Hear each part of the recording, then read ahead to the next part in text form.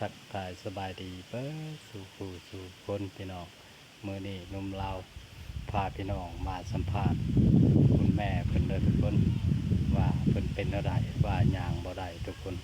เพิ่นเป็นมาโดนเด้อทุกคนเด้อมาเอามาฟังนำกันสบายดีคุณแม่ สบายดีลูก กินข้าวกับหยังมื้อนี้ กินข้าวกับแกงเห็ดตังอาด ไผเอาให้นะ โอ้ยลูกหลานนี่แหละเอาให้ ย่างได้อยู่บ่คุณแม่ โอ้ยยังมาได้ลูกเอ้ยคันกี่ค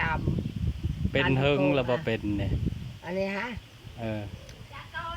ปลายปีแล้ว เออตะกี้ย่างได้เนาะ จนไปขายเรา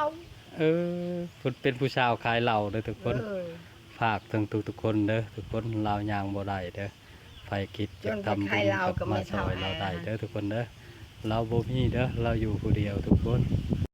มาสบายดีคุณแม่เพิ่นเด้อทุกคน สบายดีลู ส ก บายดี เป็นได้คู่มือนี่ โอ้ยอยู่นี่แล้วทำมาตายกับจักหน่อยหนึ่ง ย่างได้อยู่บ่ ยังมาได้ไปมาเป็นอยู่คันที่โคงตามมันนี้แล้ว ตะกี้ย่างได้เนาะ ยังได้ไปเป็นแล้วแล้ว คู่ เนี่ย มือนี่ย่างบ่ได้เนาะ ตกลายเลยเดี๋ยวนี้เงินคำดำแก้วก็บ่มีหาเช่ากินคำ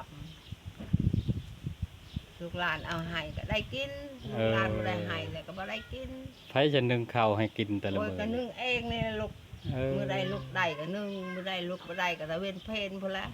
เออ อยู่ ฝากทุกคนเด้อหนุ่มลาวมาถามเอื้อยใหญ่เพิ่นบ่มีเด้อทุกคนเพิ่นเป็นพิการย่างบ่ได้มาหลายปีแล้วเด้อทุกคนเด้อ 10 ปีเลย10ปลายปี แต่กี้ แล้ว เราก็ย่างได้ทุกคนเดี๋ยวนี้เราย่างบ่ได้เด้อใครคิดจะซอยเรือเราก็ซอยได้เด้อทุกคน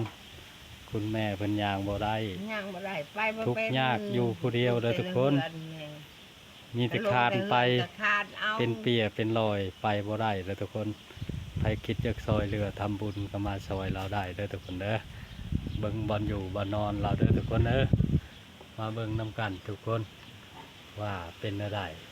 เราบ่มีเด้อทุกคนสิหาก็หาบ่ได้เพราะว่าไปบ่ได้ทุกคน เราไปบ่ได้ใครคิดจะซอยเรือลาวก็เสร็จหาหนุ่มลาวได้เด้อทุกคนเด้อ